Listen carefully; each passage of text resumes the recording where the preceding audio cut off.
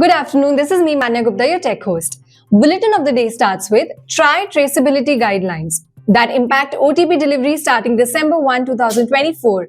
Then about iPhone 17 Pro, major design overhaul and performance upgrades. Dixon Technologies to begin mass production of Google Pixel smartphones. OnePlus 12 gains advanced AI features with OxygenOS 15. About Australia's landmark ban on social media for under 16s. iQOO Neo10 and Neo10 Pro, premium chips and big batteries. Finally, about Canada's Competition Bureau sues Google over anti-competitive practices. In the previous quiz, we asked you, who is the founder of Lenovo? Answer is Liu Xuanzi. Now it's time for a daily tech question. Here's the one today. CD, a computer abbreviation, usually means what? Confident you got the answer? Drop your guess in the comments below. Tune into tomorrow's bulletin to find out if you nailed it.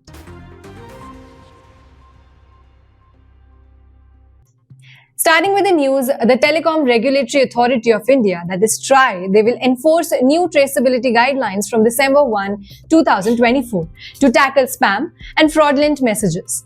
These guidelines require telecom companies to trace messages from the sender to the recipient, ensuring that the entire delivery chain is verified.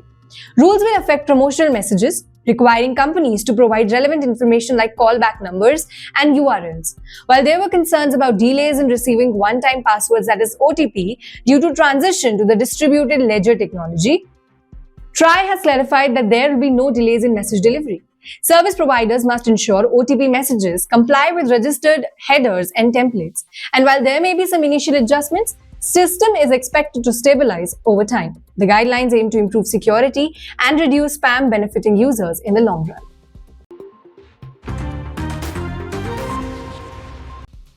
Next, about Apple's iPhone 17 Pro, they are set to launch in 2025, which is set to feature a striking redesign and enhanced performance. The Pro models will reportedly reintroduce an aluminum frame, moving away from the titanium used in recent generations. A revamped camera module, now rectangular and crafted from aluminium, alongside a hybrid rear panel combining aluminium, that is upper half, and glass, which would be lower half, they aims to deliver a fresh, durable aesthetic. Performance enhancements include the debut of A19 Pro chip built on TSMC's advanced 3nm process, promising significant efficiency and power gains.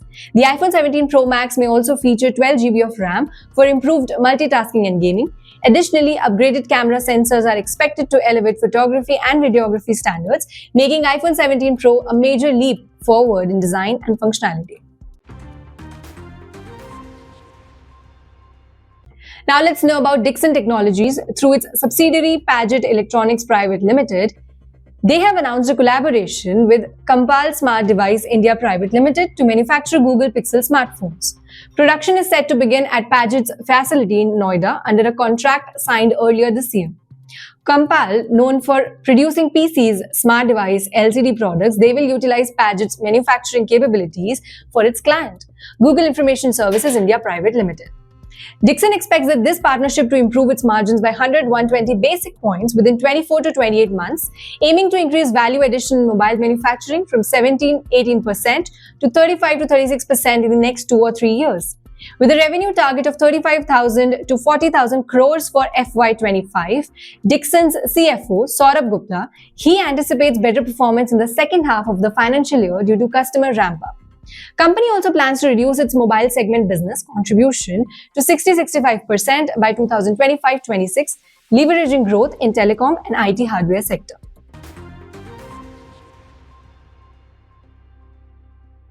Then we have a news about OnePlus, which has rolled out OxygenOS 15 update for OnePlus 12, introducing AI-powered features, performance enhancements, and system refinements.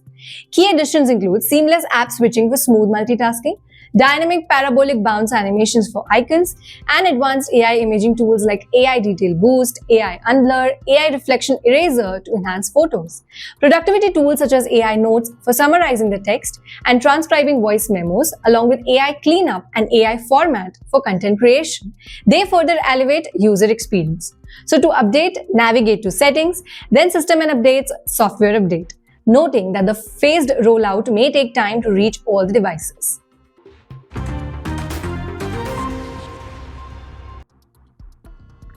Next, we have about Australia, which has implemented a nationwide ban on social media for children under 16, the first of its kind globally. Platforms like TikTok, Facebook, Instagram, they face fines of up to 50 million Australian dollars for non-compliance. Unlike other countries that rely on parental consent, Australia's law enforces a strict ban with exemptions for educational and health problems like YouTube Kids. Now, when I talk about global response and trends, countries such as France, Germany, Norway, they emphasize parental oversight. While UK's Online Safety Act, effective in 2025, imposed stricter moderations without banning under 16 access. In the US, platforms set a self-regulated minimum age of 13, but enforcement remains lax. Venezuela is considered adopting a similar ban inspired by Australia. Australia's strict model, while criticized for isolating children and raising privacy concerns, could influence future global regulations on child online safety.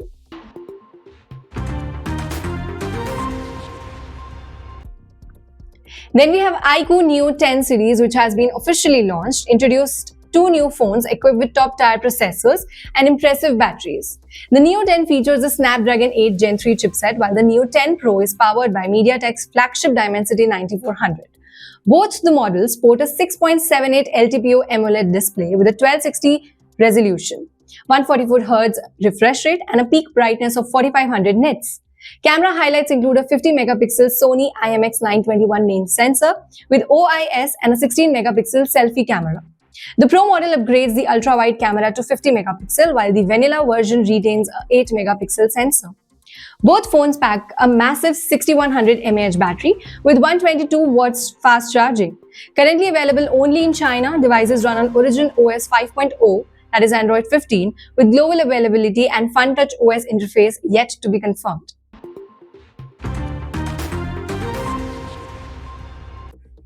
Last but not the least, let's talk about Canada's antitrust watchdog, which has filed a lawsuit against Google, accusing the tech giant of anti-competitive conduct in its online advertising business.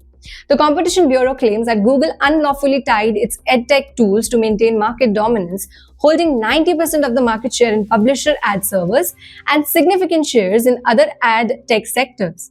The Bureau is urging Competition Tribunal to compel Google to sell its ad server, DoubleClick for publishers, and its ad exchange, ADX, along with imposing a penalty.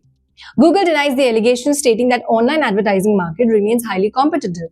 Meanwhile, US regulators are also targeting Google's dominance, proposing measures like selling its Chrome browser, restricting Android's preferential treatment of its search engine. The matter underscores growing global scrutiny of Google's business practices. That was all for today. Don't forget to like, share and subscribe IT Voice for more tech updates. Thank you.